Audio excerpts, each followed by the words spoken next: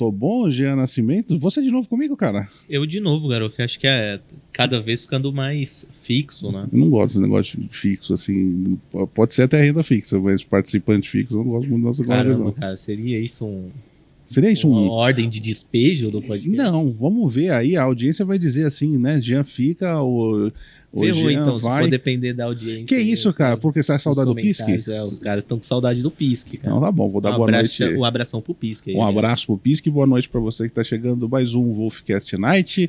Agora é, sei lá, deve ser 7 horas da noite, eu imagino. 7 horas da noite, é quando sexta-feira, sejam bem-vindos a mais um Wolfcast Night. A gente aqui trazendo pessoas de vários lugares, empreendedores, gente de mercado financeiro, Sim. gente que mexe com dinheiro, gente Investidores. que tem que dar certo, investidor. Tem sempre CEO, dinheiro tem no de meio, tudo, CEO, tem todos esses negócios, né? Coisa boa, tem de tudo. E tirem as ovelhas da sala. Ah, é verdade, eu esqueci. Tira as ovelhas da sala que o Wolfcast está no ar, chegou o Wolf, né? Eu Isso sou aí. o Wolf, sabia? É, né? É? O meu nome do meio é Wolf, sabia? Não? Ah, verdade. Por isso chama Wolfcast. É verdade, é alemão, né? É alemão. Alemão. Gente, olha só. Já faz o seguinte. Vocês que são da audiência fixa ali, tem a galera que tem a cadeira cativa. Tem. Todo estreia. E o pior, os caras assistem na estreia, garoto. Os caras Na não hora, assistem né? depois, não. É na estreia, Na já estreia. tá esperando lá. Então já deixa o like, porque depois esquece, né? Deixa o like e depois esquece. Aliás, o assunto hoje, a pessoa que a gente traz hoje, Jean Nascimento, autora, tem um monte de siglas no currículo, que a gente depois precisa entender que negócio dessa sigla é C. É verdade, placar. certificado não falta. Né? Nossa, tem um monte de sigla. Especialista em renda fixa. E dizem que renda fixa não é fixa, eu vou querer entender essa história. E fundadora de onde, garoto? Nord. É uma coisa. Será que é nórdico? É uma coisa meio. Será que veio disso? Não faço a menor ideia. A gente vai perguntar. A gente pode perguntar. Marília Fontes, tudo bem? Olá, meninos. Tudo bom? Tudo bom, tudo ótimo. Olha, prazer ter você aqui. Eu tava, inclusive, pro pessoal. O pessoal acha assim, não, esses caras só devem convidar gente que eles conhecem e tudo mais. Eu não convido mais quem eu conheço, pelo seguinte.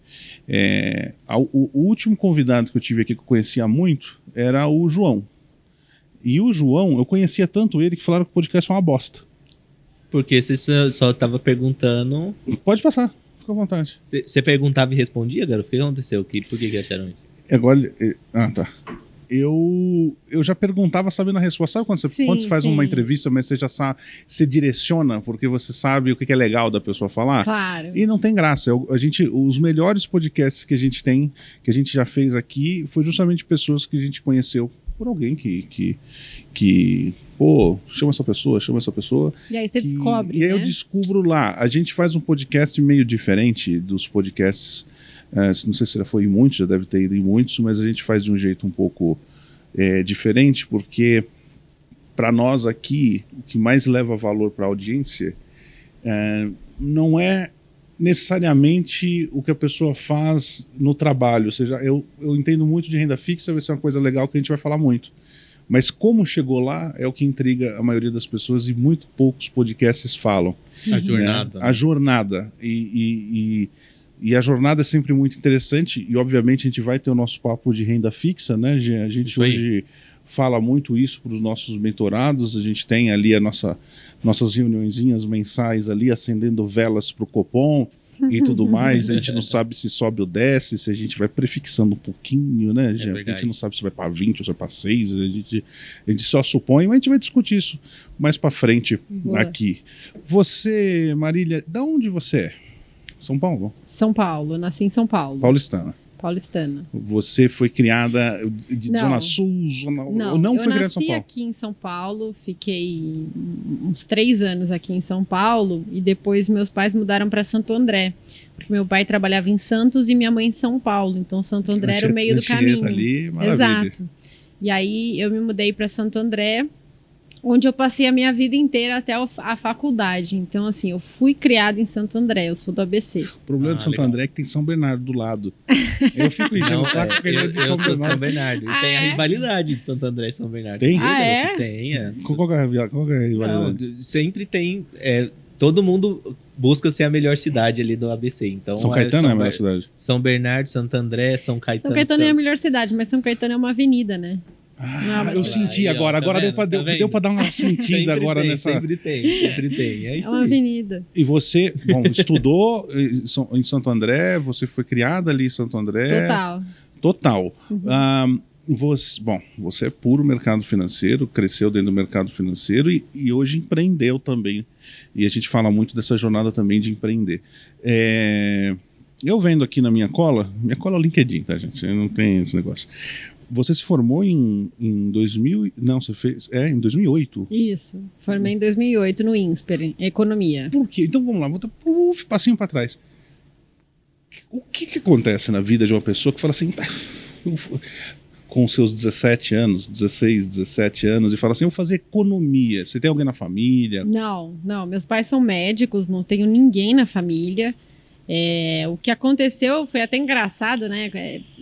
Eu tinha que prestar alguma coisa, porque eu estava no segundo colegial, e aí você tem que começar a prestar de trainee, né?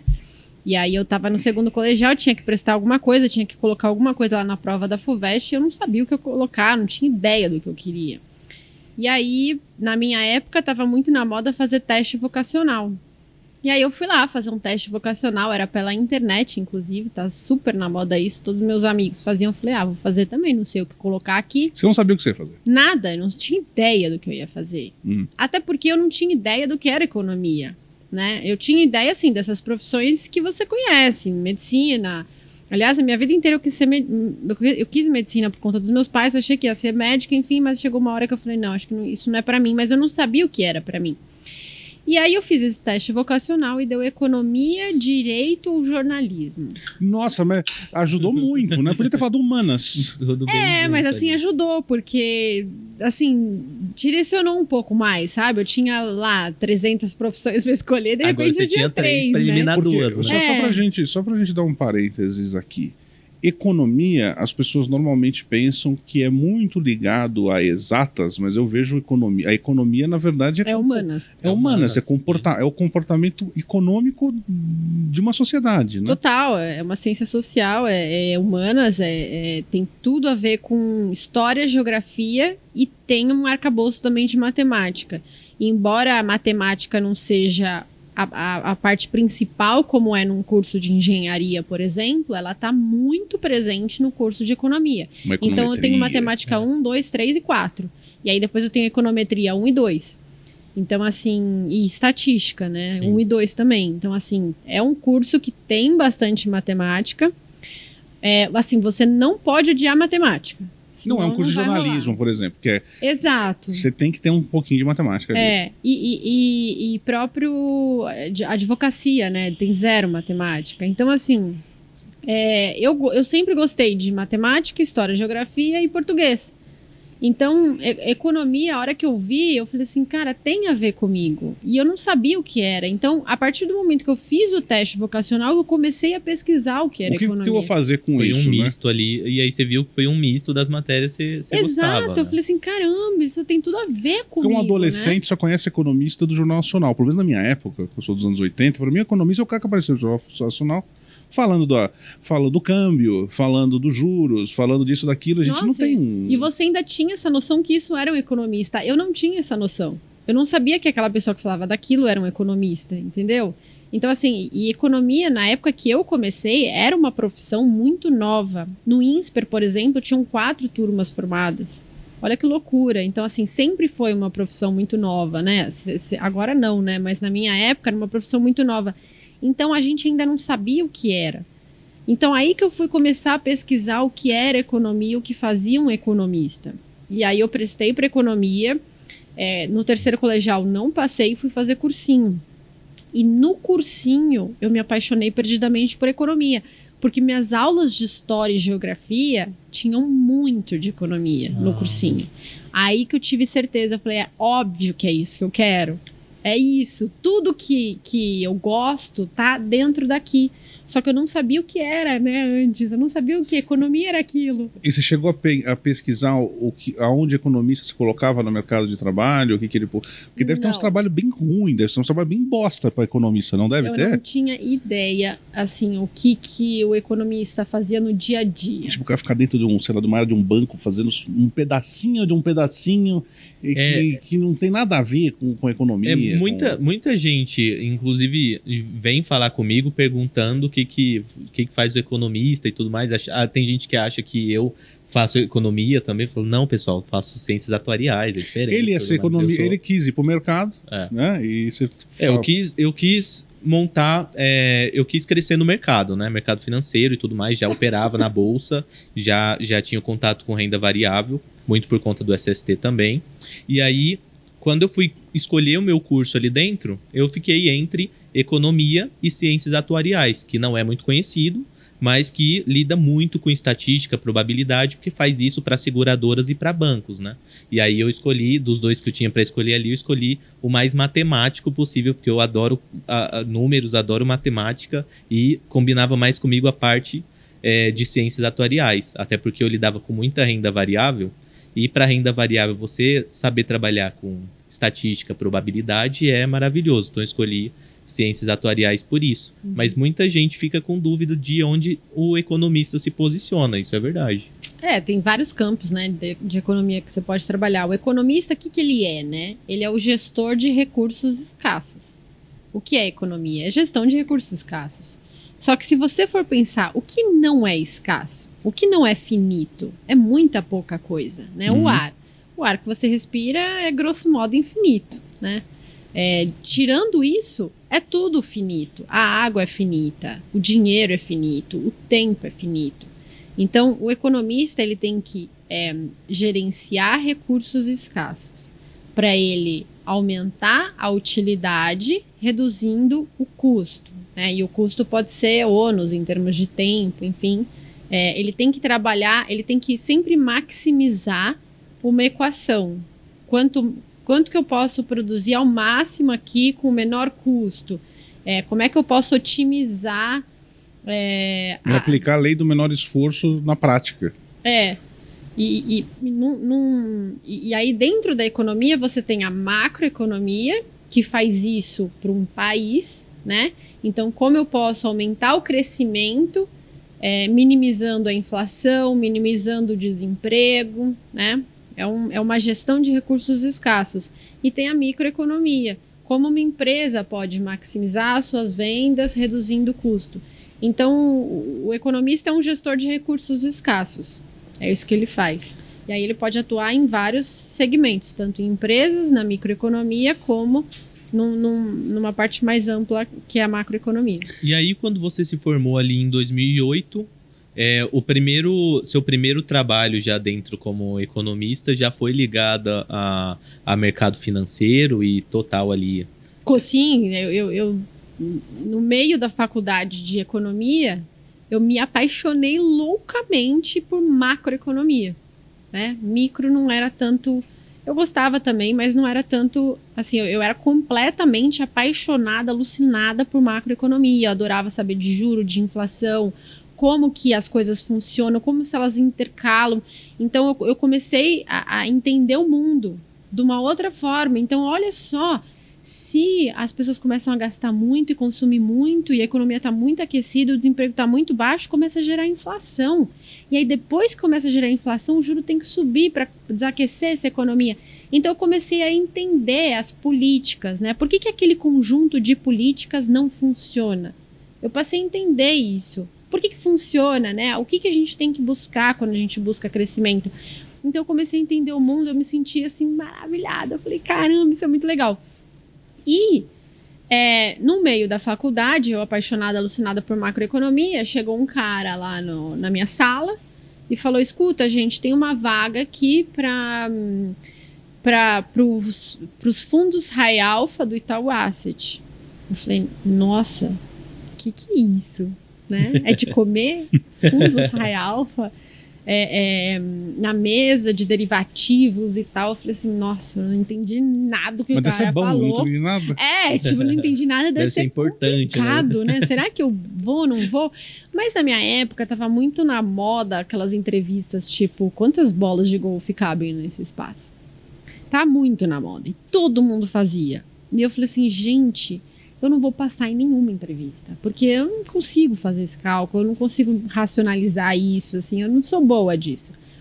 Aí eu falei assim, quer saber? Qualquer entrevista que aparecer pra mim, eu vou mandar o currículo e vou ver o que eu passo, né? Não sei o que eu vou passar. E aí essa foi a primeira pessoa que chegou lá na minha faculdade e foi o primeiro currículo que eu mandei. E aí eu sentei lá e eu tive a grande sorte da entrevista ser 100% macroeconomia. Aí eu me senti em casa, né? Eles começaram a me perguntar sobre balanço de pagamentos, sobre juros, sobre inflação, o que eu achava das políticas do governo, para onde eu achava que o juro ia, para onde eu achava que o câmbio ia e por quê. E começaram a me perguntar só sobre economia, macroeconomia. E eu imagino que eu fui muito bem, porque eles me chamaram para ir. E quando eu entrei, eu descobri que era o fundo... os fundos multimercado do Itaú Asset, que eram a menina dos olhos de ouro do Itaú Asset, e fundo que ganhou 4 vezes como a melhor gestora do Brasil.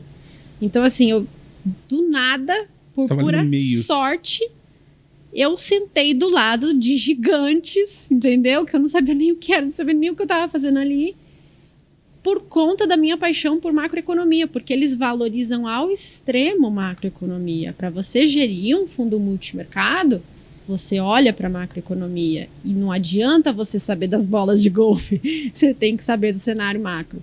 Então foi uma grande sorte aquilo lá, eu cheguei lá, eu caí na mesa dos gigantes e eu aprendi como os melhores gestores do Brasil fazem para ganhar dinheiro com juro e câmbio.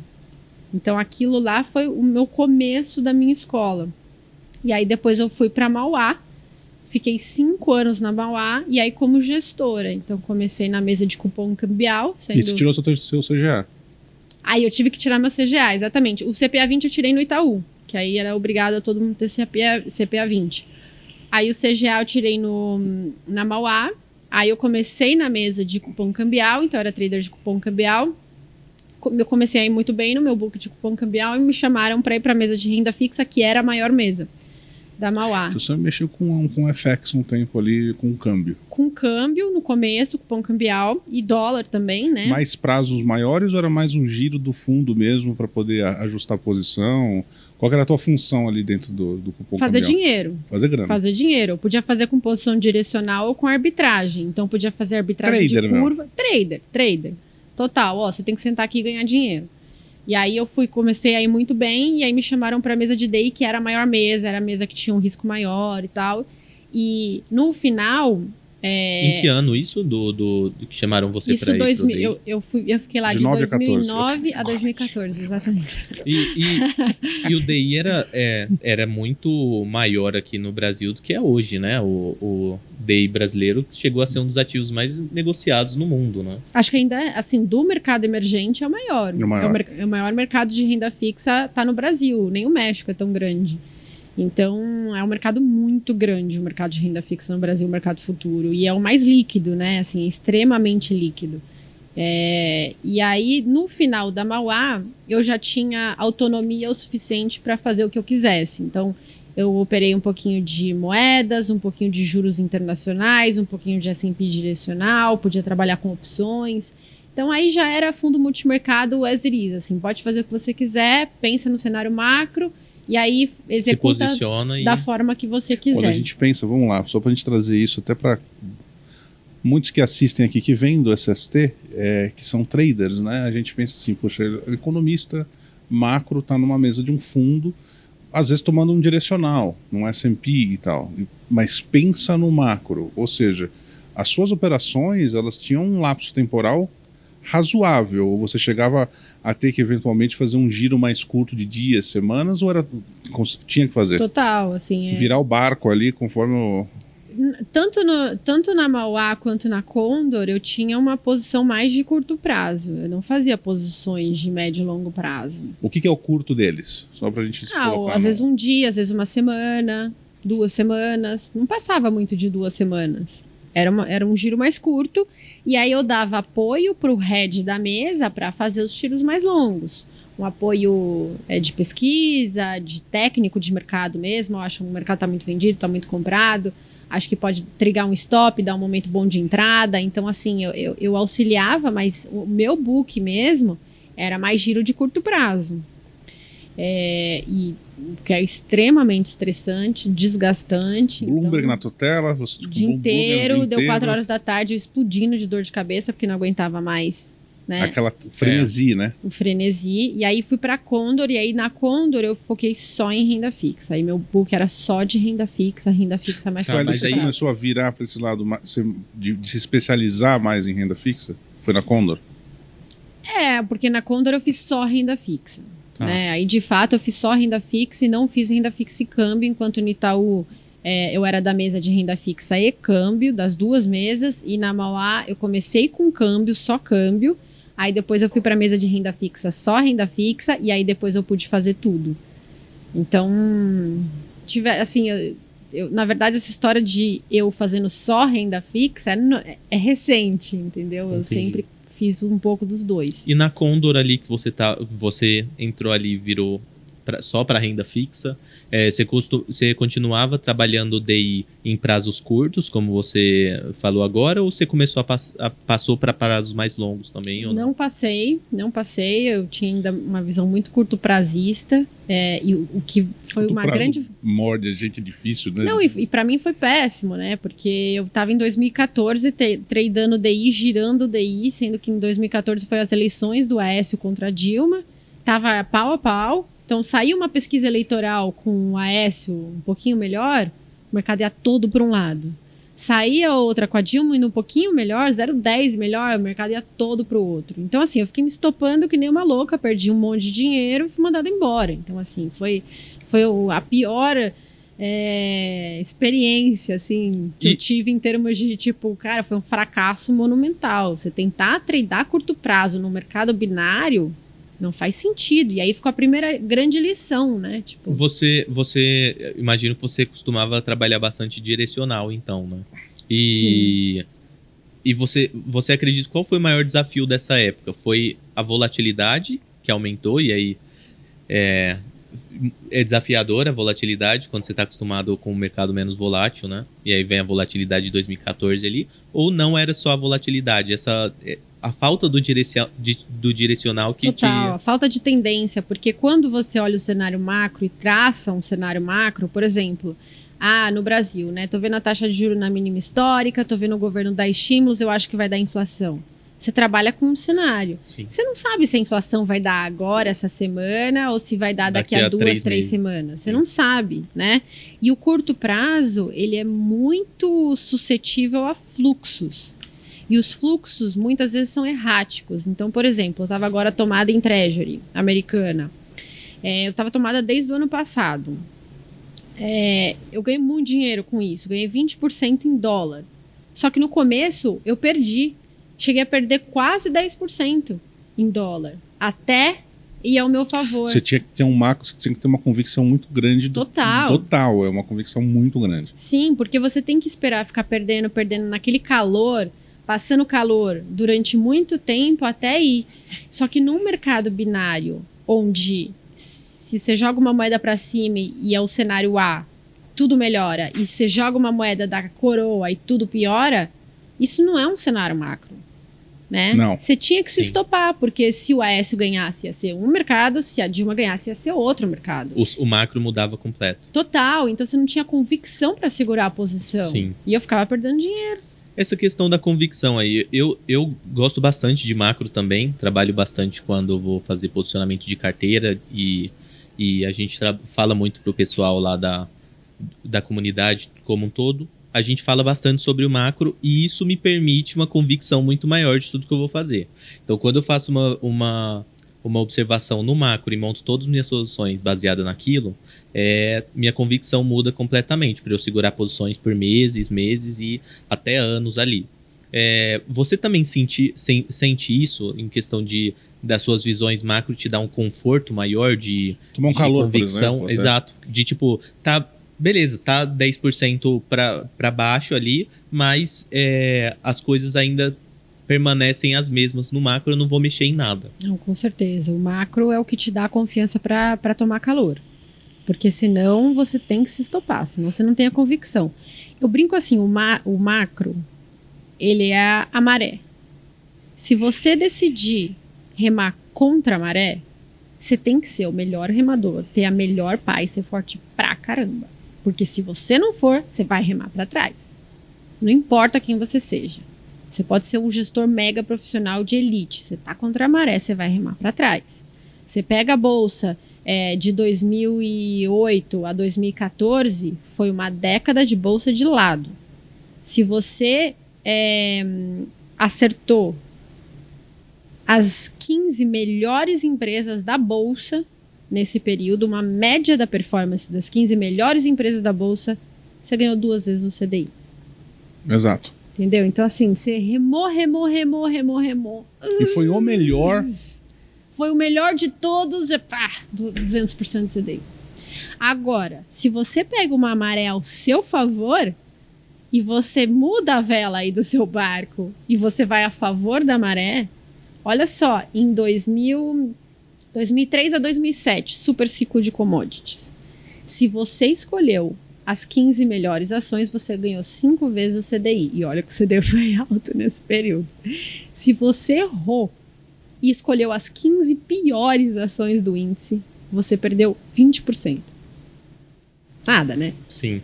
Sendo que a mesma coisa de 2008 a 2014, você perdeu 85%.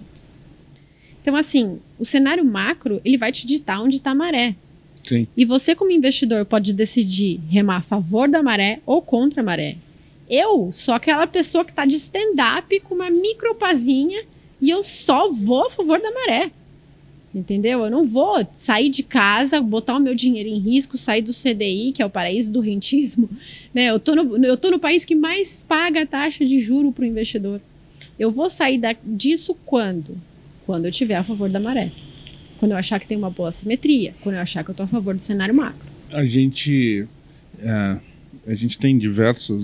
As coisas que a gente opera, ensina, a gente chama de diversas caixinhas, diversos diferentes negócios. A gente tem desde o giro, que seria o day trade, até que seria um swing trade, que seria uma semana, prazo, que a gente chama de curto prazo, até a carteira.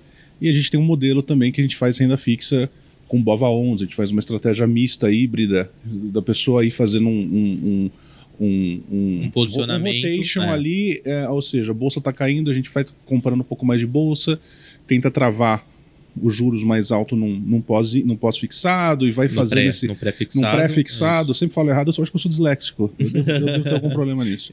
Tenta ir travando o juro alto e vai fazendo esse jogo.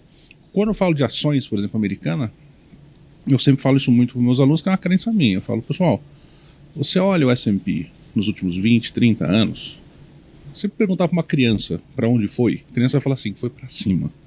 É para cima que eu vou sempre. O mercado agora tá uma bosta. O mercado tá uma bosta, uma possível recessão. Hoje, inclusive, que é o dia que a gente grava, 9,1 no anual, no CPI. A inflação americana é um absurdo. Os Estados Unidos não veem isso há mais de 40 anos. É um negócio de louco. A gente faz uma apostinha aqui dentro. Não sei se lá na Nord vocês também fazem umas apostinhas, mas eu já tô em 0,75 para 1 dos caras. Eu acho que eles vão jogar uma pancada agora que... No Fed. O Fed eu acho que vai jogar uma pancada ali, porque senão, se grudar a inflação neles, aí lascou. Mas eu falo, pessoal, gente, a gente vai tomar calor no swing trade, no curto prazo, por alguns meses, talvez um ano. Vamos tomar um drawdown? Vamos tomar um drawdown. Mas eu não consigo vender mercado americano. Porque a venda, e aí que tá, isso que é uma questão de crença. A venda, geralmente, nas ações americanas, elas são dramáticas. Cai muito rápido. A coisa ela derrete muito rápido. Então, você pegar timing é uma merda. Você pegar timing. Então, pô, vou tentar pegar timing para ficar vendido nas ações americanas. Quando eu peguei o timing, eu vou tomar um stop em algum momento, porque o mercado vai virar. Na hora que ele virar, a volta que eu poderia estar pegando, comprando e montando posição, eu não pego. Então, essa é a minha filosofia. Eu falo, pessoal, eu vendo em qualquer outra coisa. Ação americana, eu vendo Ibov. Porque Ibov, para mim, é um grande canal. Ibov, para mim, é um grande canal. É assim, assim, assim, sim. Então, você tem épocas boas de vender, épocas boas de comprar. Lá, não. Então, eu gosto muito quando as pessoas têm as crenças. Eu acho que o macro é muito, muito importante. A gente cada vez mais fala de macro para o pessoal. Aquela coisa, você é do giro, você faz intraday. Não importa macro. Não Exato. importa. É fluxo. Desceu, você desce, subiu, você sobe, vai, pega um pedacinho, escalpela aqui e ali, põe no teu bolso, sai correndo antes que você devolva à tarde. Vai para um prazo maior. O meu curto prazo eu fico uma semana numa posição, 2. É assim, o negócio tá descendo, eu saio fora, põe no bolso, é cash, fico em dinheiro. Começou a dar sinais, eu vou comprando e eu vou fazendo isso. E a gente vê que isso com renda fixa também, porque o meu pai é um cara, por exemplo, que ele 95% do patrimônio dele são imóveis. Porque ele é um cara de quase 70 anos. Ele fala assim, Dudu, com essa voz, você não viu o que eu vi. Tá? Você era moleque quando você não viu o que eu vi. Eu falei, tudo bem. Ele hoje está começando a querer vender os imóveis, ou me ajuda um pouco com alguma coisa em carteira, alguma coisa talvez em fundo imobiliário, que ele é especialista na área imobiliária, então ele é um cara que poderia... Ele, inclusive, eu tenho que trazer ele aqui, ele criou o primeiro fundo imobiliário no Brasil, foi dele, que é o Panambi aqui. Então, é aquela história. Para ele é muito difícil e é muito louco, porque ele olha assim, o quanto ele tinha de yield do patrimônio dele, e aí ele falou assim para mim, ele falou assim, Dudu, de 2011 para cá, eu tô ficando mais pobre assim, ó. Começou uma recuperação quando veio o Temer e voltou tudo de novo para baixo. Aí eu peguei e falei, pai, deixa eu te mostrar um negócio. Aí eu coloquei Ibov dividido por dólar. Aí eu mostrei o Ibov dolarizado. Eu falei, é isso? Ele falou, é isso. Ou seja, ele não foi capaz, obviamente, pela idade e pelas crenças, de conseguir diversificar um pouco, mesmo num sentimento rentista. Para mim, o rentista num imóvel hoje tem um problema maior do que se fosse um cara. Agora a gente está fazendo, estou ajudando ele, vamos travar um prezinho aqui, quanto você precisa desse dinheiro, trava para lá, o juro pode ir para 20, pode não ir, ninguém tem bola, não dá para saber, e ele está começando a ir para esse lado. Você fala muito hoje o que você fala mais é renda fixa dentro da Nord? Cenário macro, né? E aí eu posso executar de diversas formas. Por exemplo, uma das carteiras lá que eu recomendo fez ano passado um call spread de BOVA no final do ano, ganhou 450%. Então, tipo, eu olho o macro. Como eu vou executar? Para você não importa. Não, para mim eu posso executar de diversas formas. Agora eu tô tomada em Treasury americana, entendeu? Então, assim, renda fixa Brasil? Mas eu olho macro. E aí eu vou executar essa minha visão de diversas formas, do ativo que eu achar que tem mais assimetria. Deixa eu fazer uma pergunta para você. Daqui a pouco eu vou colocar um paralelo, porque ela foi fazendo a carreira dela e aí ela fundou a Nord, ela é co-founder. Bonito co-founder. Você sabe que esses termos, esses né? Podcasts de startups é tudo assim, co-founder. Qual que é o seu product market fit? Você sabe que tem esses termos bonitos. Sim, tem que fazer uma aula de como falar bonito como startup para poder depois chamar um VC e você falar os termos certos, não é? Tem toda essa coisa. Se você não falar esses termos, esse cara fala palavras em português. Não quero. Startup é essa que não fala. Não falo, exato. Então ela é co-founder da Nord, mas eu vou chegar nessa parte empreendedora, porque até a Nord você trabalhou para os outros. E depois você foi empreender, que é uma outra pegada. Mas eu vou chegar lá. Com um monte de desafio aí também, né? A gente, só para não perder um pouco a linha do que a gente está falando, a gente, aqui no SST, eu lembro quando veio o Covid, e é muito louco, porque a gente fala isso muito pro pessoal, que o mercado não cresce sem dar sinal. O mercado começou a fazer topo antes do carnaval, assim, E começou a dar um sinal assim. Obviamente, quem tem stop curto consegue sair e falar, opa, alguma coisa está acontecendo. Você olha para tudo, 2008, você olha para todas as coisas que geraram um crash, teve algum tipo de desaceleração antes. Quando deu a bagunça toda do Covid, a gente começou a ver as máquinas de dinheiro imprimindo dinheiro que nem os loucos, aqui e lá fora, nos Estados Unidos, né? E a gente falava isso, sei lá, se pegar a live nossa de agosto de 2020, a gente falava, gente, será que esse remédio vai ser demais? E eu hoje, quando a gente tem uma live de segunda-feira que a gente fala um pouco de macro e tal, eu fiz a seguinte analogia, eu falei, na minha visão, é um trem.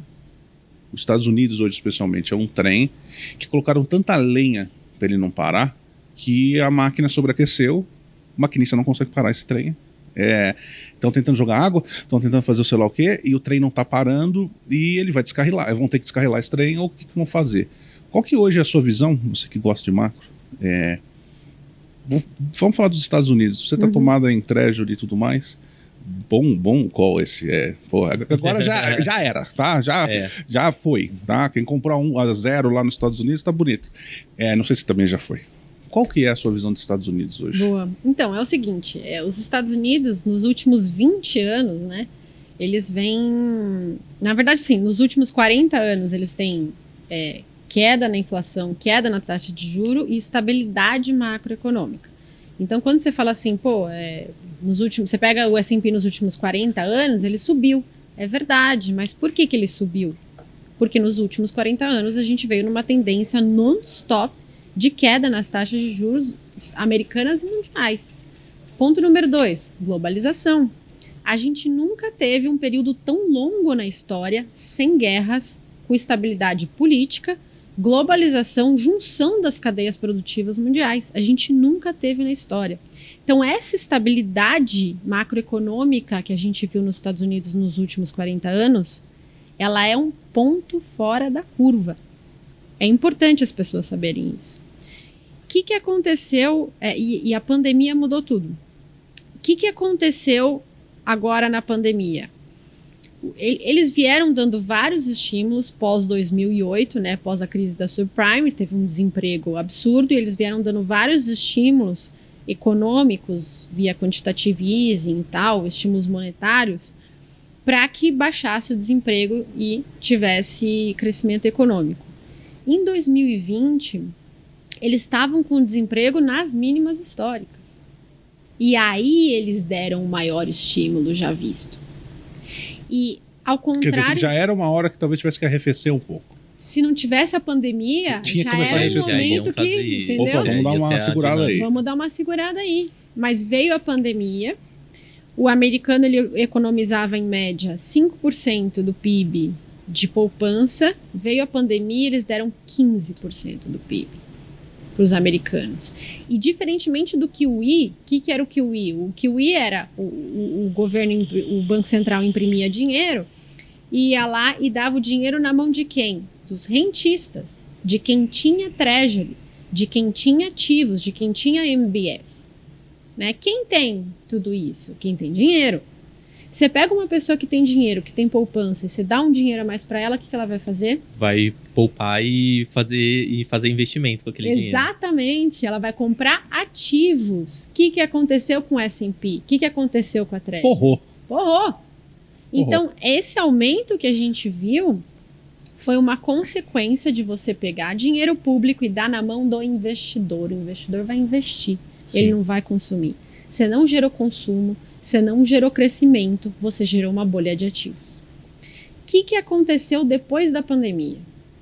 Você pegou o dinheiro público, um dinheiro nunca antes visto. Primeiro QE, acho que foi 500 bi. Segundo QE, 500 bi. Terceiro QE, 800 bi. Primeiro pacote de bondades, 1 tri. Você pegou $1 trilhão e colocou na mão de quem?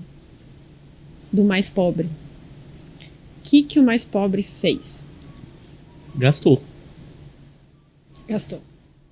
Aí sim, você gerou consumo, você gerou crescimento, você gerou inflação e você reduziu o mercado de trabalho. As pessoas simplesmente não saíam de casa porque eles pensavam, eu não preciso. Tem pessoas que não saíram de casa at all e não vão voltar para o mercado de trabalho. Elas aprenderam a viver de outra forma. Então, é uma tempestade perfeita. A gente teve uma mudança estrutural, uma quebra estrutural do que era o mercado nos últimos 40 anos. E se a gente não reconhece isso, a gente continua operando da mesma forma que a gente operou os últimos 40 anos. Isso é perigoso. Isso é perigoso. É muito perigoso você achar, por exemplo, que bolsa só sobe. Entendeu? Porque teve um motivo muito claro. Agora, por exemplo, a gente está tendo não só inflação, né, no mundo todo, você está tendo disrupção de cadeia produtiva. Tudo bem, isso é temporário, isso vai voltar. Mas você está tendo desglobalização. Né? E a guerra da Rússia e da Ucrânia piorou isso. Você tirou do globo o maior produtor de commodities do mundo. Você tirou, você simplesmente virou para o Ocidente inteiro e falou assim, não opera mais com esse cara. Sim. Entendeu? E mesmo que haja um cessar-fogo, vamos ser amigos, quem é que vai comprar commodity desse cara? É um risco geopolítico. Né? Você está tendo uma guerra.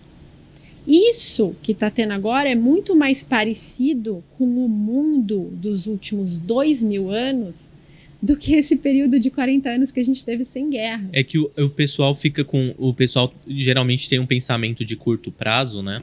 E aí os últimos 40 anos ditam o comportamento padrão. Porque realmente muita gente que está investindo hoje tem seus 30 anos, seus 35 anos, nasceu ali, já nasceu nesse mercado. Se tornou adulto, já nasceu nesse mercado. Total. Desde que conhece mercado, é esse mesmo pensamento. Jeito. Exatamente. Então, às vezes é verdade, tem que voltar na história e ver o que aconteceu. E quando volta na história é mais do que a história da sua vida. Exatamente. Séculos é uma passados. História muito para trás. Quando você olha, por exemplo, para o movimento de globalização, a globalização permitiu que com uma alta de juro menor você controlasse mais a inflação.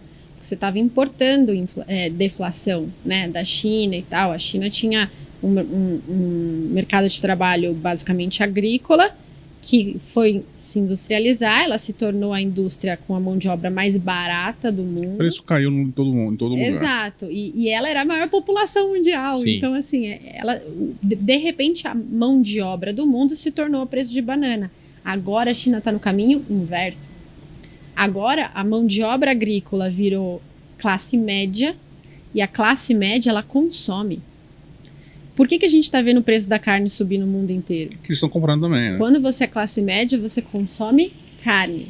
Sim. Carne, aves, né? Você começa a consumir gadgets, celular, eletrônicos. Você aumenta o custo da energia, porque você precisa de mais energia.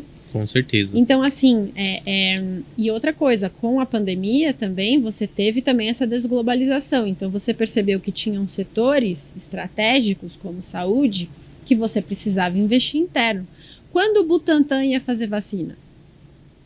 Só mesmo se você tiver que... Tem que ter o custo de pesquisa é muito alto. O custo de pesquisa é muito alto. Tanto é que a gente... É um negócio que a gente fala muito lá. E quando eu passo sobre o setor de health, né, do S&P e, enfim, de saúde em geral, e que é muito movido pelas empresas de pesquisa e desenvolvimento de medicamento, vacina e tudo mais, você pode ver que quando vai bem é porque a economia como um todo está indo bem, porque aí eles têm dinheiro para financiar essas pesquisas. Né? A gente é um país que financia zero, né? Pesquisa e tecnologia, mas foi uma necessidade. Mas, assim, basicamente você tem setores estratégicos que foram internalizados, você tem o maior produtor de commodity fora do jogo, você tem uma guerra importante geopolítica, e essa guerra não é só China e Ucrânia. Vocês vão lembrar da guerra comercial entre China e Estados Unidos. Não é só Rússia e Ucrânia, né? Vocês vão lembrar da guerra comercial entre China e Estados Unidos. A China e os Estados Unidos vêm brigando em termos de taxas, em termos de política, de tributar mais os produtos chineses e tal, para gerar crescimento interno. Então, o cenário que a gente está agora é um cenário de desglobalização. E da mesma forma que a globalização foi deflacionária, a desglobalização é inflacionária. Então, não adianta a gente pensar que o que está acontecendo agora é temporário, que a taxa de juro vai subir para o patamar que ela for subir A e inflação depois cai. ela vai voltar. Ela não vai voltar para os patamares pré-2020, não vai. Quer dizer, no futuro, daqui a 100, 200 anos, pode voltar. Mas agora, assim, nos próximos 5, 10 anos, ela não vai voltar, porque o mundo mudou. E a gente tem que reconhecer isso para a gente operar sabendo que a taxa de juro vai ser um grande competidor para nós. Competidor de crescimento também, né? Porque, pô, especialmente Total. nos Estados Unidos. Os Estados Unidos põem dinheiro na economia porque não tem onde rentabilizar. Vai comprar bonde de 1% ao ano? Agora não é mais essa realidade. O custo de oportunidade sobe e aí as coisas vão ter que se ajustar. Agora é um novo custo de oportunidade. Você acha que o Uma mercado outra vida. americano vai ser um mercado, talvez nos próximos 10 anos, de lado? De lado. De Total. lado. E se não, no curto prazo, para baixo. No médio prazo, de lado.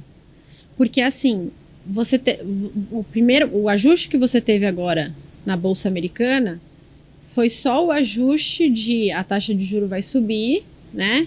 E você reprecifica a Bolsa para baixo porque é dividendos descontados, né? Fluxo de dividendos descontados. Você desconta uma taxa maior, o preço, o PU, o valor presente é menor. Mesmo assim, quando você olha os múltiplos historicamente do S&P, ainda estão assim no primeiro percentil lá, nos 25% maiores da história. Então, assim, não é que tá barato. E quando você olha, a expectativa de crescimento de lucros, ela ainda está muito alta. Então, ainda tem espaço para você ter uma revisão de lucros para baixo, porque você vai ter uma recessão, que é preciso ter uma recessão, senão você não controla uma inflação de 9%. Não tem como. Na Sim. história, sempre que você precisou controlar mais de 2% de inflação para cima, você causou uma recessão. Você causa uma recessão, lucros menores. Então, assim, você ainda não foi feita uma revisão de lucro para baixo. Então, tem espaço para esse S&P cair um pouco mais. E, posteriormente, ele vai ter que competir com uma taxa de juro em torno de 5%, 6%, a depender do impacto que a desglobalização tiver na No economia mundo. mundial. Eu vou pedir para a produção se conseguir mais uma Coca Zero para mim, produção. E enquanto a duas falaram, puta merda, fica pegando minhas Coca Zero, a desgraça. Enquanto a Marília come um pedaço de queijo, se ela quiser, não sei se ela come queijo, às vezes ela não come queijo, pode ser vegana, nem perguntei para ela ainda. Não, eu como queijo. Temos brie, temos vários queijos, muito bonitos. Pessoal, a gente está falando um monte de coisa legal aqui, então só dando aquela paradinha para você deixar aquele like, tá? No fim da live, se você não gostar do assunto, eu te ensino a fazer um hard dislike, mas você vai ter que esperar até o fim para eu te ensinar a fazer isso. Você vai ver o nosso canal derretendo, o YouTube tocando fogo e jogando o canal para fora, expulsando a gente e tudo mais. Mas você tem que ver até o fim, porque você não sabe se você não gosta ainda, porque tem bastante assunto pra gente discutir aí. Então já deixa o like, se você tá gostando, já deixa o like. Se tá inscrito também, tem gente que assiste e não se inscreve. A gente só tem os podcasts, esse canal aqui é só pros podcasts nossos, então se mantém inscrito, que muita gente legal de um monte de coisas, sempre falando de dinheiro, de sucesso, de negócio, de pensamento grande, de pensamento de construir patrimônio, de pensamento de construir resultado. Essa é a nossa tocada aqui, o seu Nascimento. Isso aí. Certo ou não? Com certeza. É porque nós comemos o queijo todo durante a live. Você vai falar que sou eu. Não, você divide comigo um tempo. Só que a gente não para nenhum momento pro convidado dar uma mastigada também, né? Verdade. Legal. Eu tô dentro do que ela estava falando, você não acredita que as coisas se descompensam por curto período de tempo? Então, por exemplo, a gente teve uma assimetria e um baixíssimo juros, que nem a gente teve em 2020 por conta de uma série de estímulos, né? E aí teve tanto aqui no Brasil quanto lá nos Estados Unidos um juro baixíssimo. Hoje eu vejo as coisas se invertendo completamente e realmente o mercado tem que agir para combater essa inflação e vai ter que arrefecer isso de qualquer forma e as coisas vão se descompensar novamente, mas agora para um lado de cima da taxa de juros, de cima da inflação. E você não acredita que as coisas se equilibrem em breve, já que os estímulos estão começando a ficar...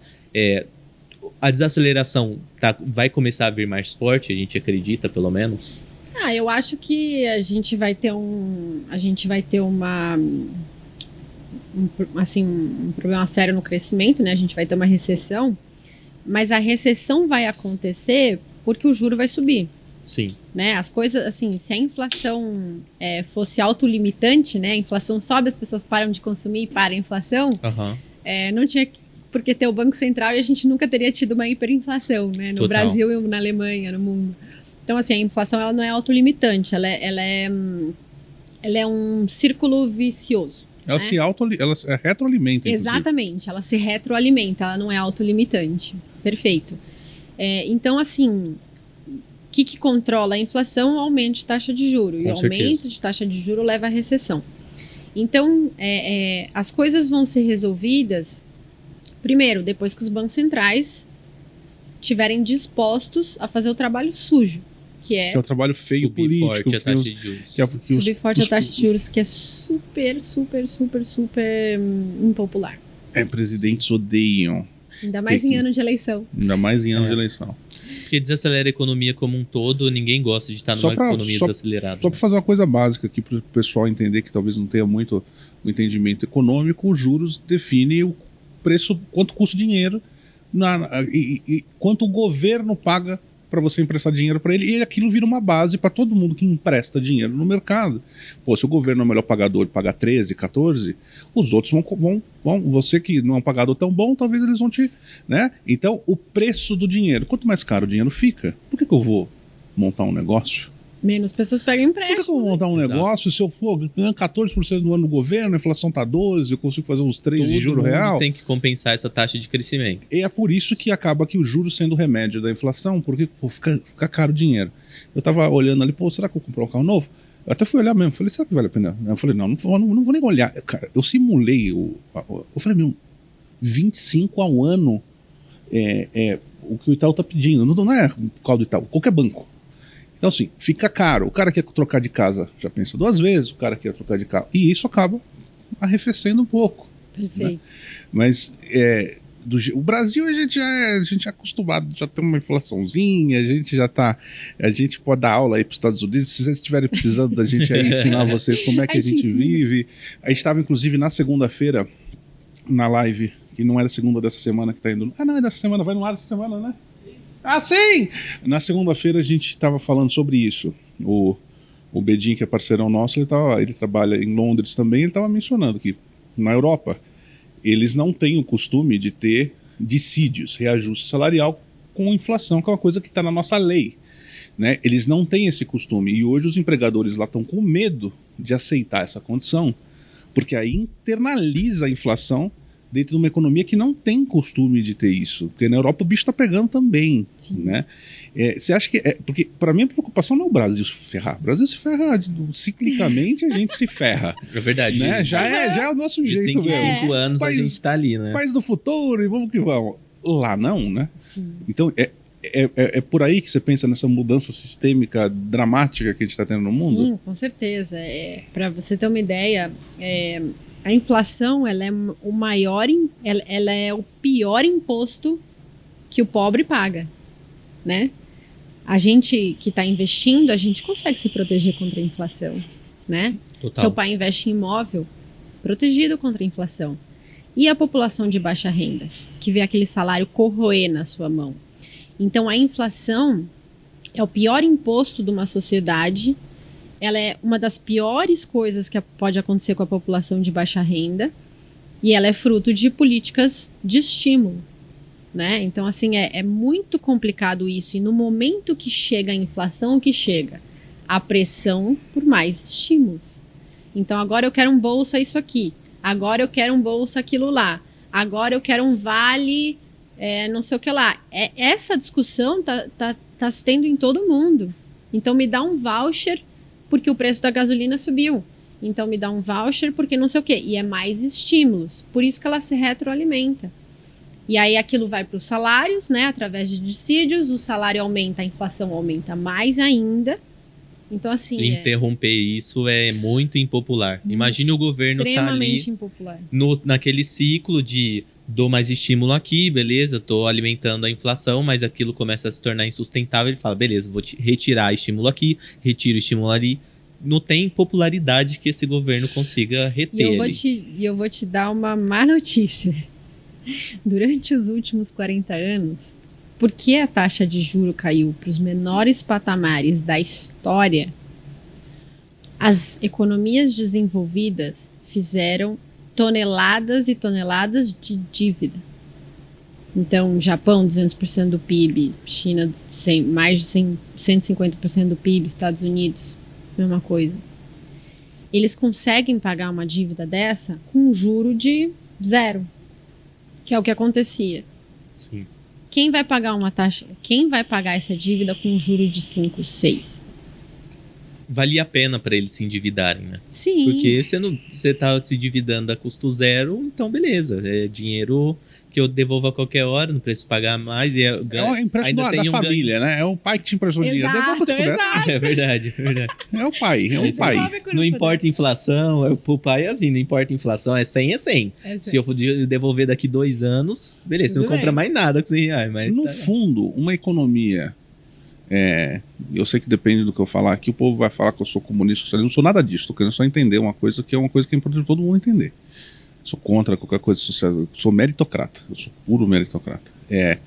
Uma economia, quando está funcionando muito bem, as pessoas, o emprego é pleno, eu vou chamar de emprego pleno, assim, taxas baixíssimas, vamos pensar nos Estados Unidos, tende a construir uma economia que se aquece e começa a gerar naturalmente inflação, porque, eu não acho para quem eu contratar, eu quero crescer a minha empresa, o dinheiro está barato, preciso contratar mais gente, não tem gente para contratar, começa a pagar mais caro para tirar o do outro, e aquilo ali começa a alimentar a inflação. Aí vem o juro, sobe o juro, a economia desacelera, gera um pouquinho de desemprego, e aquela coisa desacelera um pouco e volta. Ou seja, a economia só funciona tendo um número natural de desempregados, né? Sim, mas... É um pouco por conta da oscilação do ciclo, mas principalmente por conta da natureza econômica. O desemprego estrutural, ele não é ruim. Ele é natural do capitalismo, por quê? Porque, vamos supor, você era um datilógrafo, certo? Uhum. Você era um professor de datilografia super top, não sei o que lá. Hoje em dia... Não rola mais. Não rola mais, certo? Hoje em dia você tem que estar... como diretor de redes sociais em marketing, né? Então, assim, você tem que fazer uma transição, percebe? E essa transição vai fazer com que, por um tempo, algumas pessoas estejam desempregadas, né?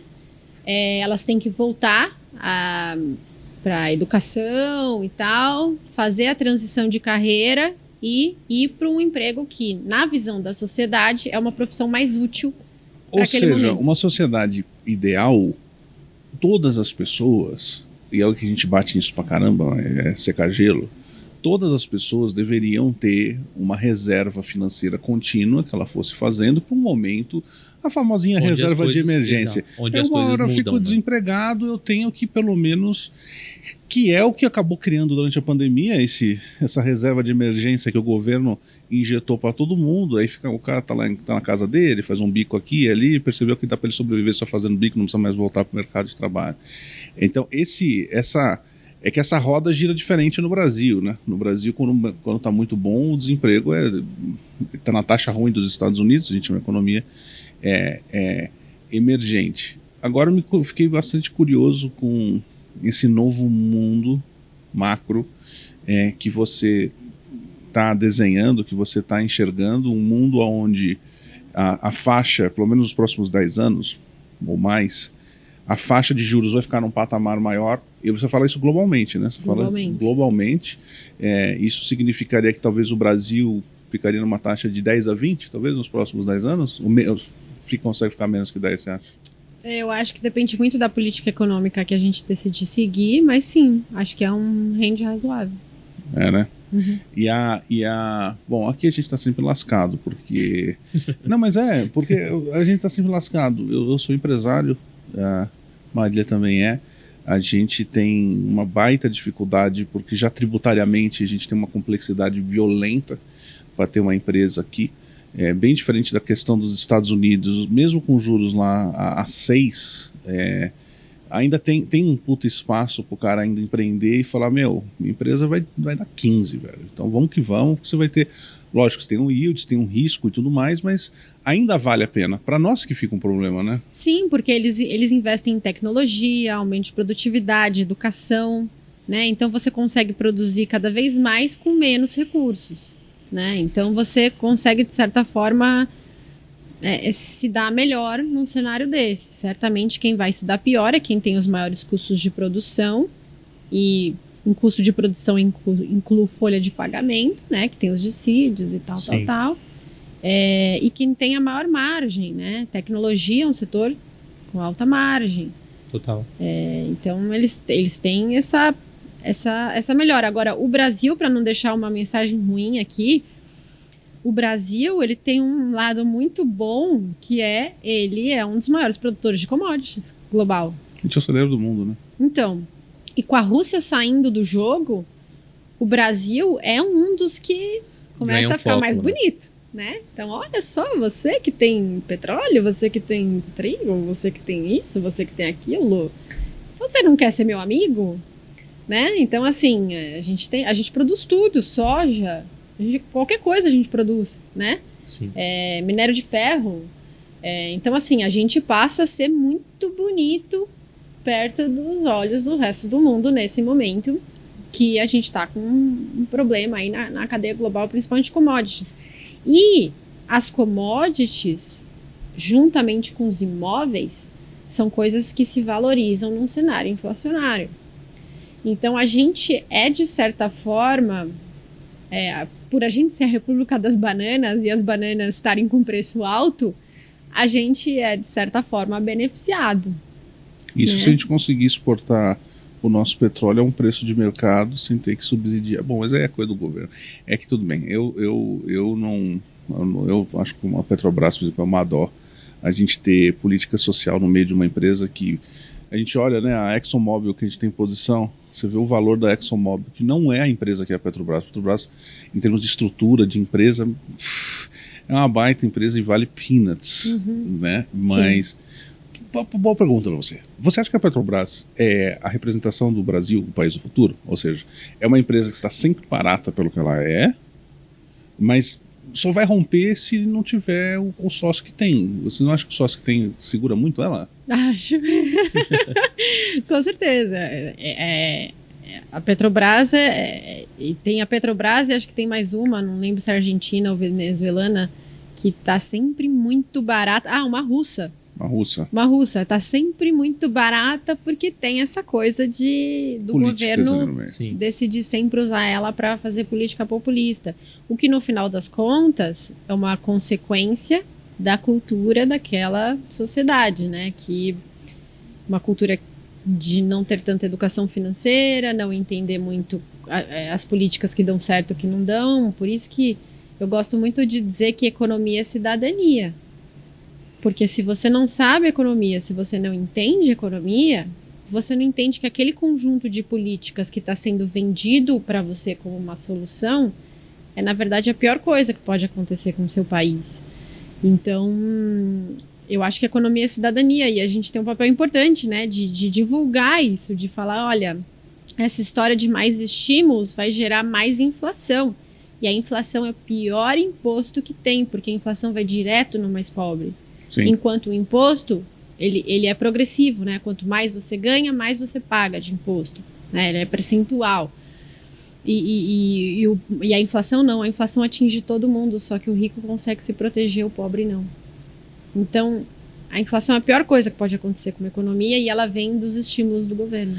Que, aliás, para mim, esse negócio de misto, empresa mista, misto é misto quente. O que é o seguinte? Então faz o seguinte, estatiza essa merda. Estatiza. Não põe um investidor lá, entendeu? Que porra, se é ter um investidor, deixa o negócio andar, deixa o negócio valer. Ou então estatiza, logo fica do Estado, pronto, pelo amor de Deus, não estatiza a Petrobras, não. É uma cultura de politicagem e tudo mais, a gente... E aí você vê assim, você compara com países que fazem igual Rússia. Porra, que boa comparação que a gente foi ter, né? China, e que tá segurando aquela empresa de merda lá, imobiliária lá, como é que chama aquela porcaria que vai quebrar o mundo, aquela empresa na hora que ela quebrar. Evergrande? Evergrande, meu Deus do céu. Marília, deixa eu falar com você agora sobre empreendedorismo. Você trabalhou por muitos anos, pelo menos 10 anos no mercado de trabalho, sendo colaboradora, funcionária e tudo mais, e aí? Porque da onde surgiu a ideia de montar a Nord? Então, que eu acredito que seja seu primeiro empreendimento, né? Ou não? Você já tinha... Sim, meu primeiro empreendimento. A Nord, ela veio de uma vontade que a gente tinha de fazer diferente, né? Então, a gente estava na Empíricos na época. A Empíricos começou a ter uma indisposição com a CVM. A gente não queria participar. A gente achou que a gente queria fazer as coisas mais do nosso jeito, com um marketing mais sóbrio. E aí, a gente decidiu sair e montar a Nord. Eu estava 8 meses grávida. Quando a minha primeira filha fez 8 meses, eu engravidei do Gabriel, meu segundo filho. Então, nesse período, eu tive 2 filhos. E eu fiquei 2 anos sem receber nenhum salário, porque, né, tava empreendendo, tava colocando dinheiro na empresa e tal. Então, empreender no Brasil é difícil, é duro, né? É duro, né? Você tem que fazer assim de uma forma muito consciente, porque realmente eu acabei dando uma grande sorte, né, de ter dado certo, mas podia ter sido horrível, podia ter dado errado. Um pouco de inocência? Você se planeja gastar talvez. 1 e gasta 2, essa é a verdade, né? Sim. É que quando vai construir uma casa. Eu vou construir uma casa, não. Fazer uma o obra. arquiteto falou que é 500 mil reais. Oba, 1 milhão. Depois ainda falta 100 mil. É difícil, né? É difícil, vai muito aos poucos e você, assim, você tem que acreditar muito no que você faz e principalmente você tem que fazer um negócio que ajude muito as pessoas. Assim, não adianta você fazer um negócio mais ou menos, você tem que fazer um negócio, você tem que dar tudo de si, fazer o bem para as pessoas, fazer, assim, a melhor coisa que você pode, e mesmo assim vai ser muito difícil. E a gente teve, assim, acho que 2 sortes, né, assim, 2 coisas que deram muito certo. A primeira é que, porque a gente era da Empíricos e a Empíricos era um megafone, a gente tinha uma audiência muito grande. Né? Então, eu já tinha redes sociais com muitos seguidores quando eu saí da Empíricos. Aquilo era realmente um megafone, né? E acho que essa foi a primeira sorte. Eu já tinha uma audiência, né? Então, já tinha lá pessoas interessadas no meu conteúdo. E a segunda sorte é que a gente abriu em 2018 e a gente passou pela época do maior aumento de pessoas físicas na Bolsa.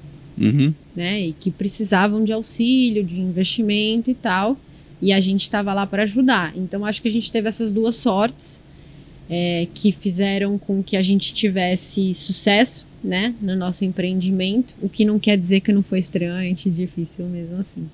Você cuida de que área na Nord? Nossa, como sócia, eu cuido do financeiro e planejamento. Então, eu que não deixo os meninos gastarem, eu nunca deixo. Então eu sou a chata. Ele é o Zé Ruela aqui que faz. Eu sou chato. Então, ele fica fazendo esse trabalho chato. Prazer chato também.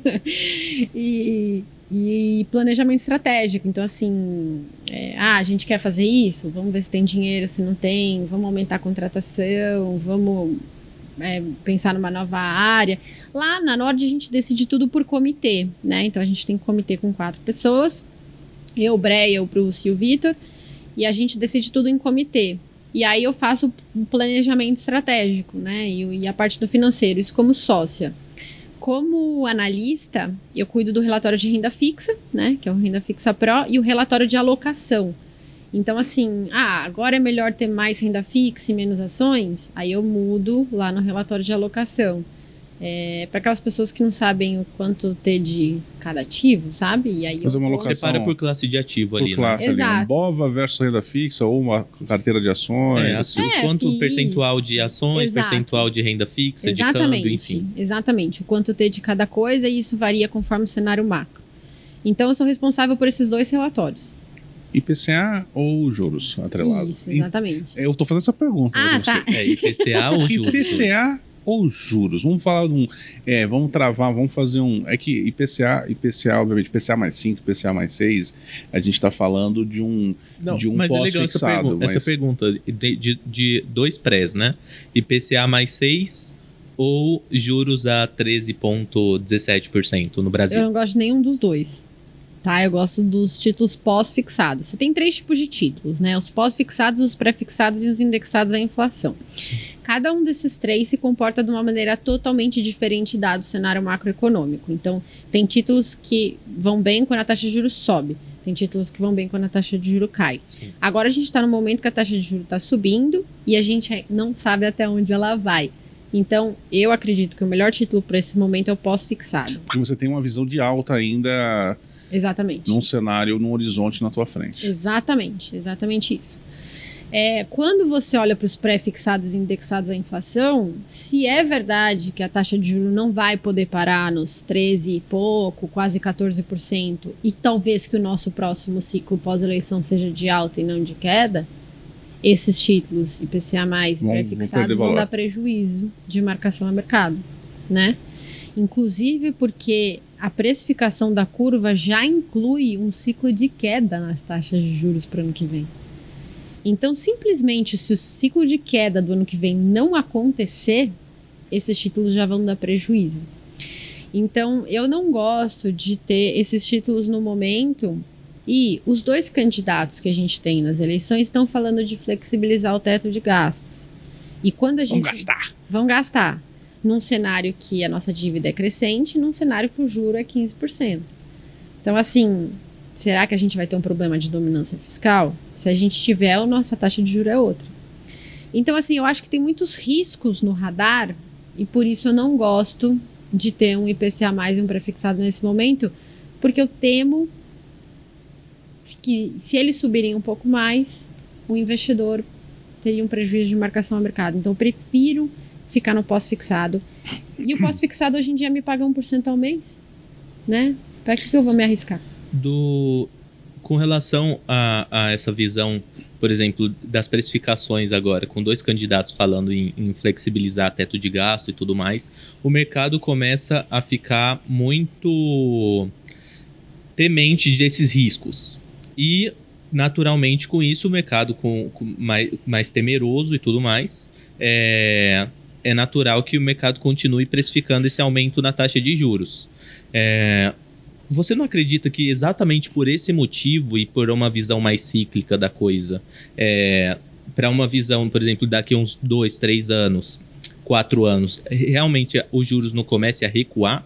Porque hoje, o que eu fico com a visão é que hoje é precificado uma série de riscos e é exatamente por isso que se cria a simetria, porque nem todos esses riscos vão acontecer, mas estão ali dentro do preço. Não, eu acho que você tem um ponto. Essa é uma discussão que eu tenho sempre lá dentro, né? E com meu marido também, que é gestor, então a gente fica sempre conversando sobre isso. Eu entendo, tem muita gente que está fazendo esse trade, aproveitando essas altas para aplicar. Eu entendo. Eu não gosto. Por quê? Eu não sei qual que é a taxa de juros estrutural brasileira num cenário de desglobalização, aumento de taxa de juros americana. Quer dizer, quando a taxa de juros americana era 0, a nossa taxa de juros era em torno de 9. Se a taxa americana é 6, quanto que é a nossa taxa de juros? Quanto que é a nossa taxa de juros num cenário de desglobalização? Quanto é a nossa taxa de juros num cenário que a inflação americana é 9, que o custo da energia explode porque não teve investimento em energias não renováveis, né? E a gente tem um novo mercado de consumo chinês. Quanto que é a nossa taxa de juros nesse cenário? Então, assim, eu acho que tem muitos riscos. Quanto que é a nossa taxa de juros num cenário onde o próximo governo flexibiliza o teto de gastos e aumenta os gastos? Com a gente chegando a uma dívida PIB de 100% do PIB. Então, assim, se a gente estivesse nas CNTPs, né, com Temer, eu te diria, puta, vai. Tem razão, tem razão. A gente está subindo, está num nível bem acima do padrão histórico. tá tudo certo, o resto do mundo tá em deflação, então o resto do mundo vai ajudar puxando para baixo. Concordo. Agora, a gente está entre dois candidatos que os dois falam em flexibilizar o teto de gastos, a nossa dívida PIB vai para 100% do PIB, os Estados Unidos vai para um juro de 6%. Então, será que a gente não tem que mentalmente se acostumar com um novo padrão de taxa de juros? Patamar mais alto, uma faixa mais alta. Entendeu? E se é verdade isso, será que a curva precificar uma tendência de queda não é assimétrico a favor de quem quer tomar essa taxa de juros e não vender? E não aplicar? Por causa de uma surpresa, por causa de um efeito de surpresa. Quanto de juro é necessário para conter a inflação se a política monetária é restritiva e a fiscal é expansionista? É um outro nível, entendeu? Então eu não sei. Como eu não sei, é o que eu te falei, eu só gosto de ir a favor da maré. Eu gosto de ser o stand-up, que vai tranquilão, a favor da maré. Aplicar juro agora me parece ter que ser o melhor investidor, acertar exatamente para onde vai a inflação, acertar exatamente para onde vai o juro dos Estados Unidos, não poder tomar nenhum vento contra. Entendeu? Eu não gosto dessa aposta. Eu acho que é tipo você jogar uma moeda para cima e ver onde vai cair. Eu não gosto. Eu prefiro entrar em apostas assimétricas. Eu acho que tem tanta coisa assimétrica que eu não alocaria recursos nisso. Interessante visão, Jean. Interessante a visão, legal. Mas é uma dúvida super pertinente. As suas visões, seu posicionamento, ele tende a mais curto prazo, mais longo hoje? Como você se posiciona? Então, eu acho que quando eu saí da Condor, e saí triste, né, porque eu tinha perdido muito dinheiro, eu fiz um shift na minha carreira de parar de olhar o curto prazo e começar a olhar o médio prazo. E eu achei que foi muito benéfico para mim, e foi aí que eu comecei a ganhar dinheiro de verdade, né? Porque no curto prazo você ganha um pouquinho aqui, eu pelo menos ganhava um pouquinho aqui, perdi um pouquinho ali, não ficava muito, né? Quando eu dei um zoom out, que eu comecei a me encontrar, entendeu? Então, eu não olho o curto prazo, assim, tipo, se semana que vem o juro cair, entendeu? Não é uma coisa que eu olho. Agora eu olho movimentos, assim, de acima de um ano e tal, mantenho a minha posição por um certo tempo. E é o trabalho, eu acho que faz muito inerente do economista construir um cenário, construir um case, construir uma teoria e, pô, se você tentar monitorar aquela teoria, né, cada um fala alguma coisa um pouco diferente da outra e você tá convicto com aquela teoria e fazer por onde com ela, fazer o que acontecer, ver onde Total. vai isso. Cada um vai criando sua visão ali e se posicionando nisso. Do mesmo jeito eu conversei bastante, fui entrando nesses pontos, porque hoje na minha filosofia de investimento, da maneira que eu gosto de me posicionar, eu me posiciono muito contra ciclo.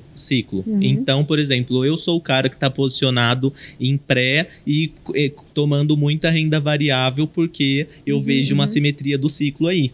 Já ela está na outra ponta. E é legal que no longo prazo, os dois ainda conseguem performar. Cada um tem um drawdown, cada um tem um ciclo cada um tem uma curva, cada um vai ter uma curva. Vai ter uma curva diferente. E assim, eu já errei várias vezes também. Então, assim, essa é a minha visão para o momento atual. Legal. O que não significa que é a visão certa. Sim, muito legal. Eu gostei muito. No final das contas, o cara que é o investidor e ele vai se mantendo vivo e sobrevivendo no longo prazo, independente do fundamento, de qual lado do ciclo ele está, ele vai vendo a coisa aí construindo. Se ele seguir uma filosofia e ele acreditar na filosofia, ele for vendo com aquela filosofia. Uma coisa a gente vem falando há bastante tempo, que era que esse arrefecimento ia dar merda, vai dar merda. A dúvida é o que vai acontecer depois de uma recessão. Se a economia vai se reajustar em moldes anteriores, se ela não vai se ajustar mais em moldes anteriores. A gente teve presidentes muito de direita que vieram, muito nacionalistas e tudo mais. Agora, já nos Estados Unidos está um pouco mais frouxo. Aí tem que ver como é que o mundo vai se ajambrar Qual vai ser a evolução desse conflito geopolítico? A China, especialmente, é um comentário muito interessante, que é um país que começa para de produzir para os outros, começa a consumir. Isso é uma mudança interessante. Aonde a Rússia vai ficar depois dessa brincadeira toda? Sim, tem bastante coisa para ver. O cenário global está mudando muito e a desglobalização entrando no radar é isso mesmo. Tá, gostei muito, Marília, de ouvir você. Gostei demais. Aliás, eu vou pedir câmera 37,5 para mim. Turma, olha só. Vai estar aqui na descrição do vídeo os contatos da Marília, tá bom? Para vocês conhecerem mais o trabalho dela, da Nord, tá bom? Vai ali, aperta mais. Agora tem que apertar mais.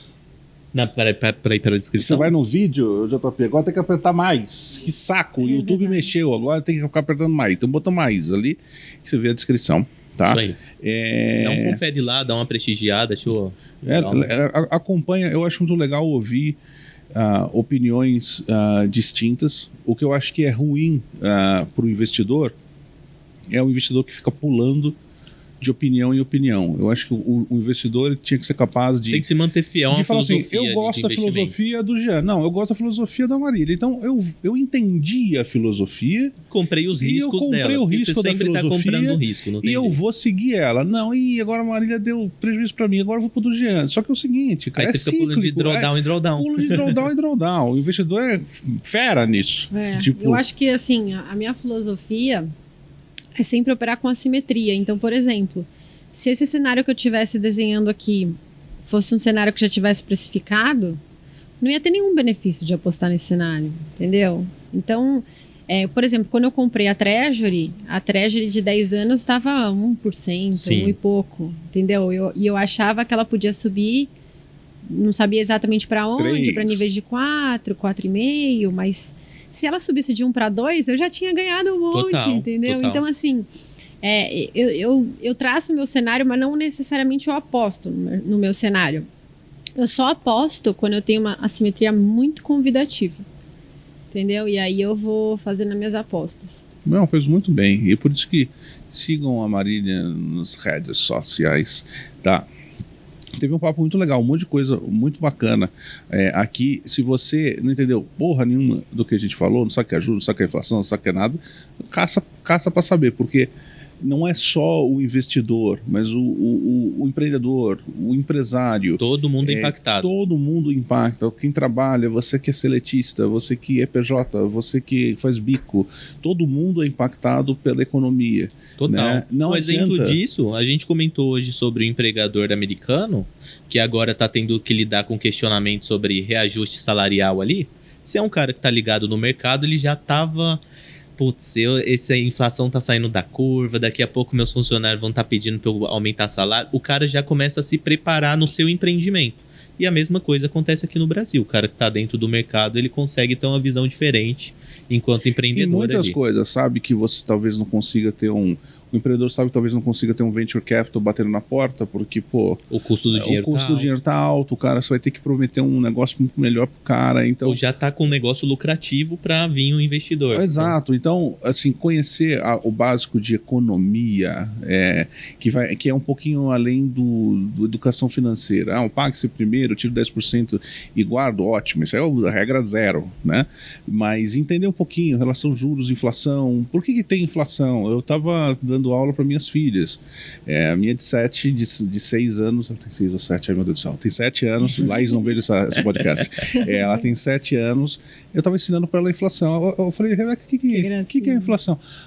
As coisas ficam mais caras, né? Começa a cobrar mais caro, né? Estão gastando mais dinheiro. Ela aprendeu o conceito básico, que inflação as coisas ficam mais caras. A Sofia, que já tem 14, entendeu? O que é os juros? Pô, é o preço do dinheiro, o custo do dinheiro e tal.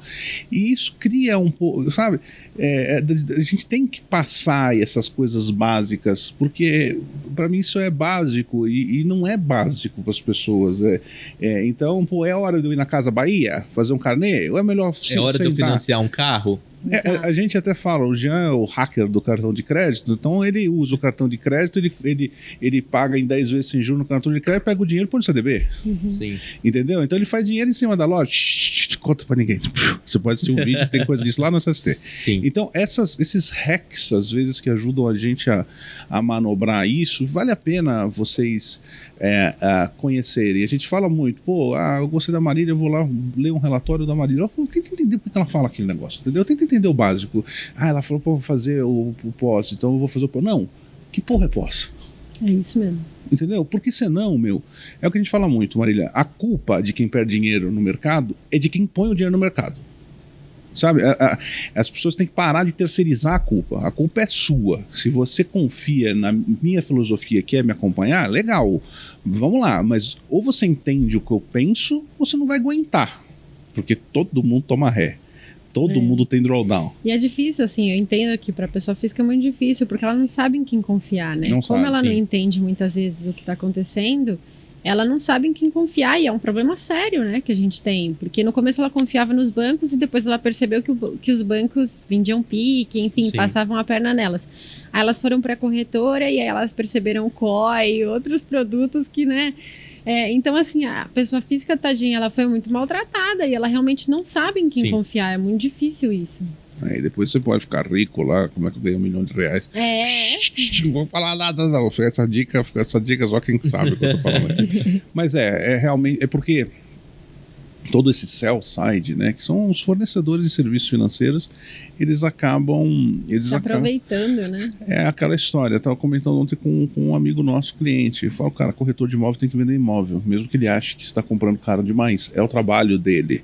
Por isso que cada um entendendo o trabalho de cada um dentro do mercado, se você for capaz de entender, a Nordman Research, então eles vão fazer estudos de cenário para mim. E eu sei o que eu preciso saber para tomar uma decisão. O Jean é um professor, ele vai me ensinar a teoria. Cada um tem o seu papel. A corretora está ali para me fornecer o serviço. Isso. Entender o papel de cada um dentro, você consegue tomar decisões melhores. Entender os porquês das coisas também. E a fundo no porquê ali e tudo, para realmente comprar tudo que tem rentabilidade tem risco, tudo. E você tem que saber sempre os riscos do que você está escolhendo. Acho que isso muitas vezes a gente esquece, as pessoas esquecem no mercado, principalmente, não é o caso agora, mas principalmente no mercado aquecido, as pessoas esquecem de mensurar qualquer tipo de risco, e isso tem que sempre estar presente na cabeça de todo mundo. Eu estou tomando uma decisão de investimento que tem rentabilidade, eu estou tomando um risco. E às vezes, sem tomar decisão nenhuma, você também está comprando um risco. E lembrando que, a gente está falando muito que a Marília está aqui, então aproveitando isso para falar, renda. A renda é aquilo que se gera de um patrimônio que está alocado em algo. Não quer dizer que você está ganhando dinheiro. As pessoas não entendem esse conceito. A renda fixa, eu ponho dinheiro e vai me dar todo o dinheiro no mês, né? Mas pode ser que esteja perdendo mesmo ganhando aquele dinheiro no mês. Então, entender isso é importante. Você pode estar perdendo para a inflação, o teu dinheiro pode estar corroendo mesmo lá, o banco lá te depositando todo mês ali aumentando. Está aumentando, mas está indo para trás. E isso é muito louco. Tem uma pesquisa que eu não sei onde foi que eu li, que o efeito, tá, de você... se houvesse uma deflação de você manter o salário de funcionário versus aumentar a metade da inflação. Então, ou seja, um cenário de inflação, você aumenta, você corrige a metade da inflação, o funcionário fica mais feliz do que um cenário oposto, onde tem uma deflação e você mantém ou tira você não pode tirar. As pessoas sempre têm aquela sensação de ver o número. O número faz muito efeito. É por isso que tem banco por aí, né, seu Itaú, que paga 80% de CDI, você não tem vergonha na cara de vocês. Tá? Desculpa, eu tinha que dar uma falada nessa, não, outro meu direito, mas eu vou 80% de CDI, você tá de brincadeira com a minha cara. E assim, como é que eles vendem? Não é só Itaú, o bancão vende assim. Você vai ganhar tanto, você põe tanto, você vai ganhar tanto. Fala assim a rentabilidade nominal, não, né? Fala nominal. Então, se você pôr R$1.000, você ganha tanto todo mês. Então, essa claridade as pessoas têm que criar. E a gente sabe que a gente acaba enxugando muito gelo, porque tem muita coisa fácil em volta do mercado financeiro e tudo mais. Mas eu acho legal quem faz o trabalho sério. Fiquei muito contente de ter você aqui. Obrigada. Muito legal, foi muito legal. Obrigada, adorei nossa conversa. Eu vou dar agora o call to action para você. Se você gostou, Agora você deixa o like aí. Como é que é, Jean? Ó. Likezinho. Likezinho. Tem que Mas deixar. não gostei. Eu gosto de falar de scalp, eu gosto de trade, eu gosto de opção binária, eu gosto de cassino. Aí você dá o hard dislike. Como é que funciona o hard dislike? É muito simples. A Marília já aprende lá no canal dela para ensinar a audiência também. Hard dislike é um negócio horroroso. Você quer que o YouTube destrua o nosso canal? Hard dislike. É simples. Não é simples, já? Simples. Coisa mais fácil. 3 cliques. Tem que ser 3 cliques, presta atenção que são 3 cliques. É igual quem jogava Mortal Kombat. Eu jogava Mortal Kombat, apesar de não ter dedos. Eu jogava Mortal Kombat. E é cheat code. O Nagas, que é japonês, sabe. É dislike, dislike, like. Mas tem que ser rápido. Dislike, dislike, like.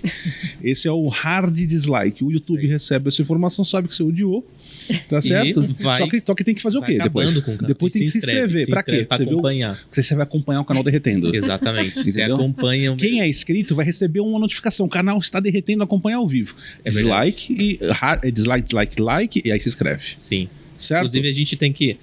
Vamos fazer um podcast um dia escrito: o canal está derretendo, acompanhe ao vivo. Aí vai chegar essa notificação pro cara. Vai, exato. O cara que deu hard dislike vai chegar essa notificação. Mas você que gostou, você não só vai dar o like, como você vai pegar, tem ali o botão compartilhar, você copia o linkzinho, tá? Aí aquele grupo da sua...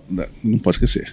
O grupo da família. Opa. Tem aquele grupo sempre que a tia manda um bom dia com vários selinhos de ursinhos com coração, flores. Bom dia, família. Puf, bom dia por quê? Eu já falo lá. Pô, acabei de acordar, não me torra. Tem gente que acorda de bom humor. Você acorda de bom humor? Mais ou menos. Não. Eu acordo com um péssimo humor. Tá? Eu acordo querendo assassinar alguém. Tá? E eu treino 8 horas, 8 horas da manhã lá. Nossa, eu já chego lá pro personagem e falo, mano, sai. O que você quer que eu faça aqui? A gente no saco. Pega aquele grupo da família, manda e fala assim: família, vamos aprender um pouquinho do que é dinheiro, como é que faz com o dinheiro aí, que vocês não sabem fazer porra nenhuma. Coloca o link lá e compartilha nos seus grupos, em todo mundo que cassineiros, investidores, pessoas que não sabem nada de dinheiro. Fala, ó, isso aqui é um negócio que eu assisto, em vez de você que tá assistindo aí porcaria no YouTube. Isso tá aí. Bom? Minha turma, muito obrigado, Jean. Valeu, Garufi. Marília, muito obrigado, viu? Obrigada. Gente, ó, até a próxima, hein? Abraço. Abraço. Valeu.